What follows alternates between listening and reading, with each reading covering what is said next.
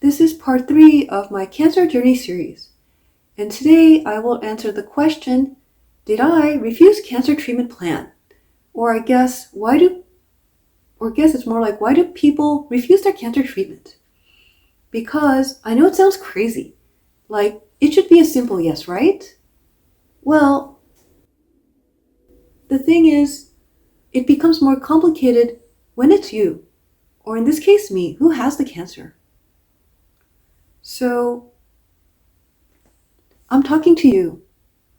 If you have cancer, stage 4 cancer, and it's already spread, and the doctors create a plan for you, right? And they tell you, this is going to be hard.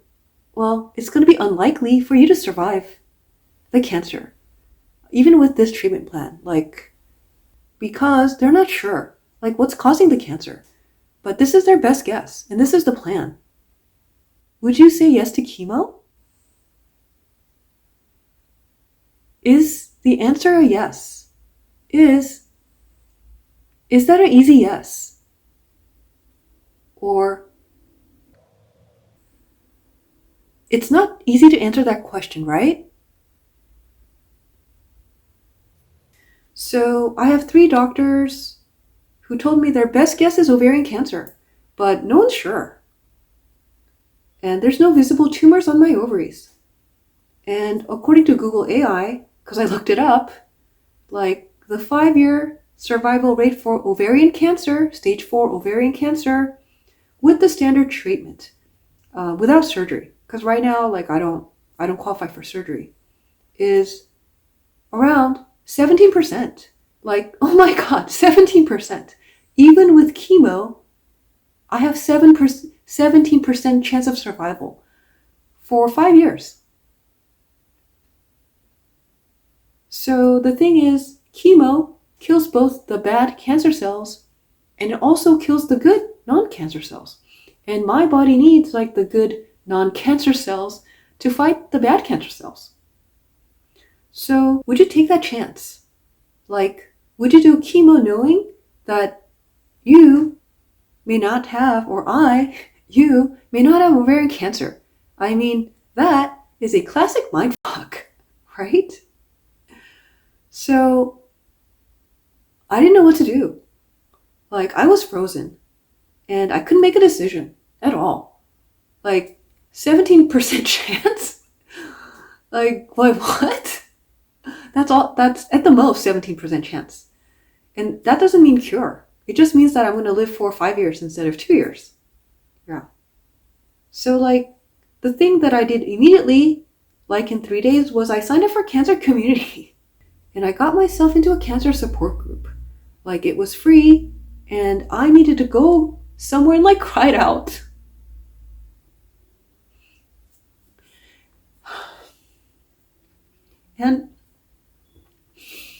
And I was paired up with a cancer mentor, and I found that really, really helpful, right? Yeah.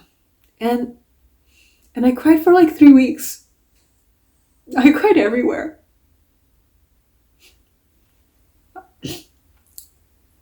I cried at Costco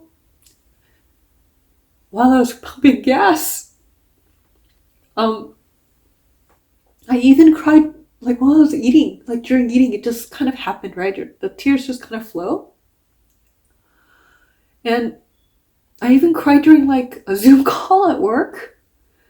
Yeah, so I was working from home, so I had to put myself on mute right away so people couldn't hear me crying. Yeah.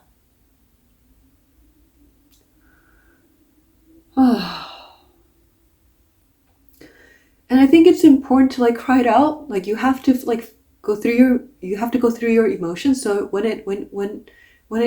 the tears come, let them come out, right? You just have to process. You have to process the grief, the shock, right? So I was just crying for the first 3 weeks. Yeah.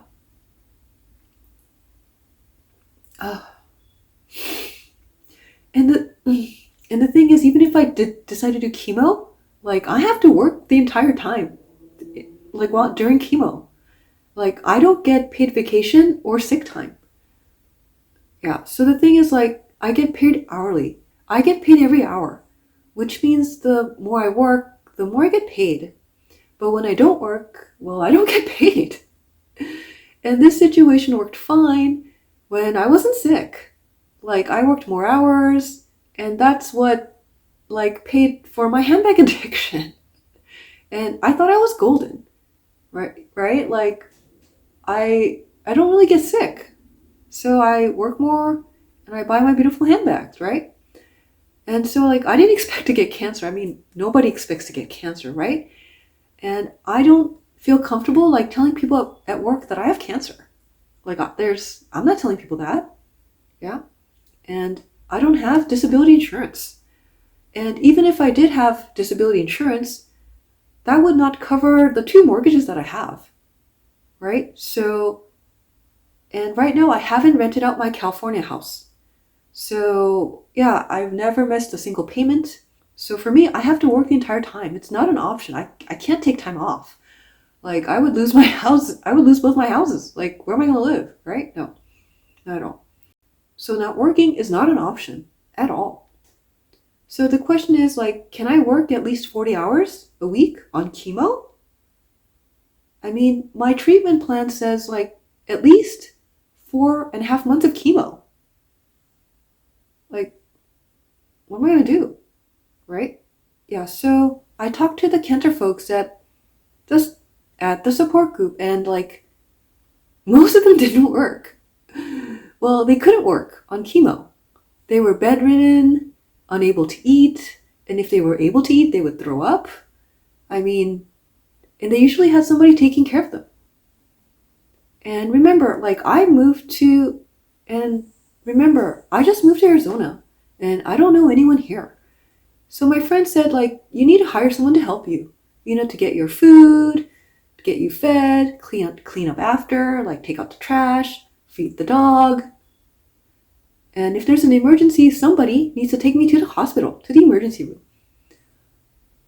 Yeah, so is the chemo worth my life being completely disruptive when I have 17% chance of survival? 17%. And the answer is no. And then I became kind of delusional. Like, I told my friends, like, the chances of chemo working in my situation is low. So I need to do some more research before making a decision. And while I'm trying to figure that out, like, I put myself on the Gershon therapy, aka drastically changing my diet. And I'm not giving anyone medical advice. This is what I chose to do. And so the Gershon therapy is an alternative cancer treatment, and it doesn't work on everyone. Yeah, so I just want to be clear about that. It doesn't work on everyone, right? And I know someone who survived stage 4 ovarian cancer on this diet.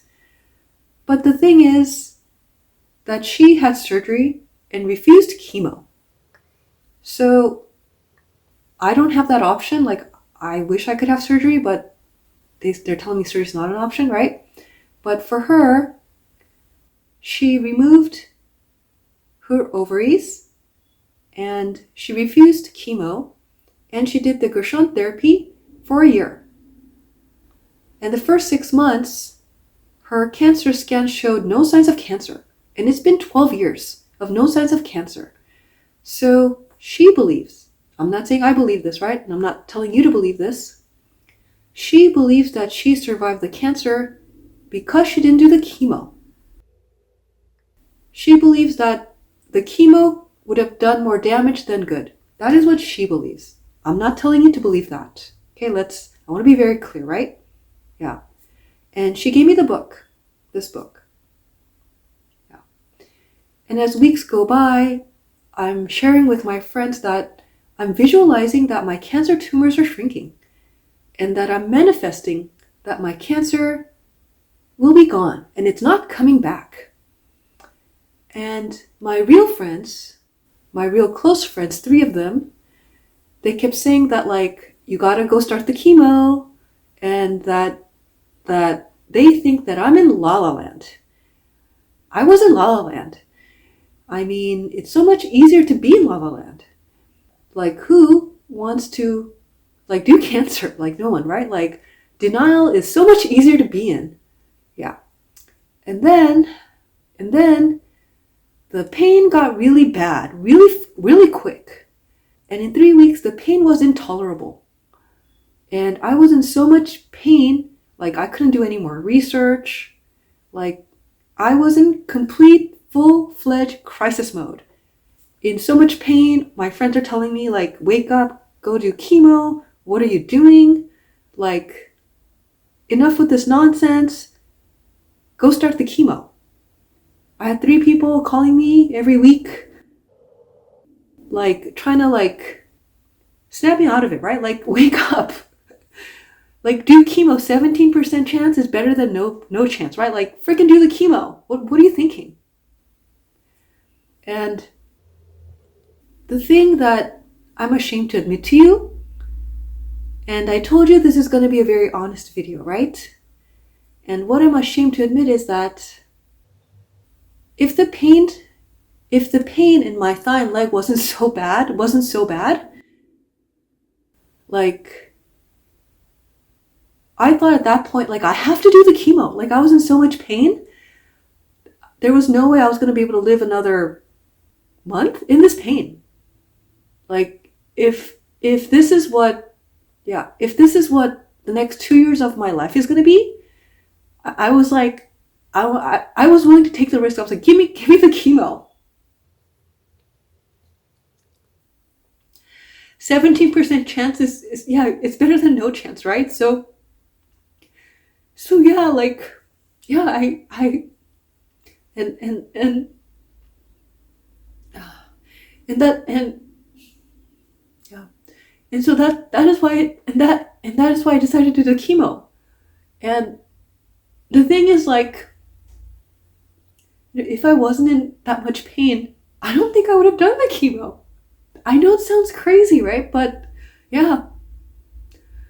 So I decided, like, yeah, I have to try it.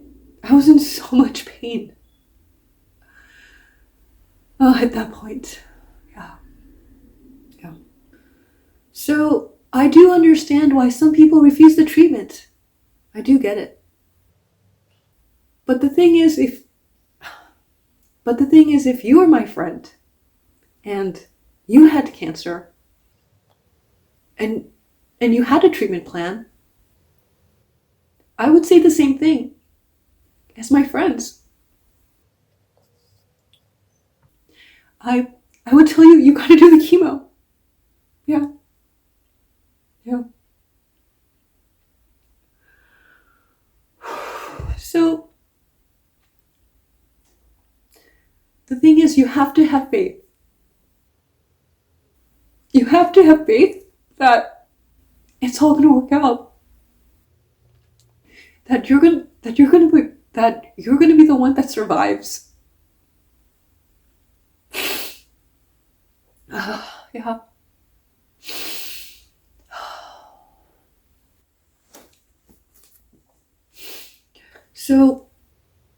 So yeah, I started the chemo on May 31st, 2024.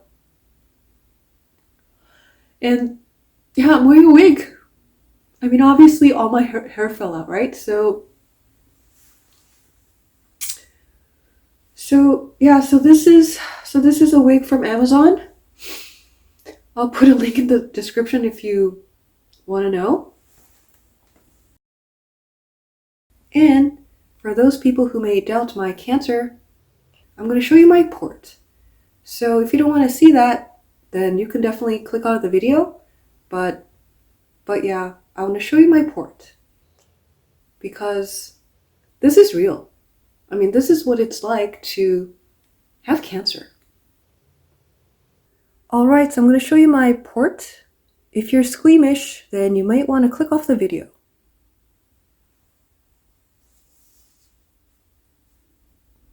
You see that there? This is where they would put the needle for the chemo infusions right here. And also the immunotherapy. See that right there? Yeah. So I'll stop here. In the next video, I'm going to talk about my chemo. I did something that I didn't know was going to work, but it really helped me with my cancer side effects. Because remember, I was working 50-hour weeks during chemo from home. So I'll talk about some tips and tricks, I guess, right? Yeah. And I hope to see you in the next one.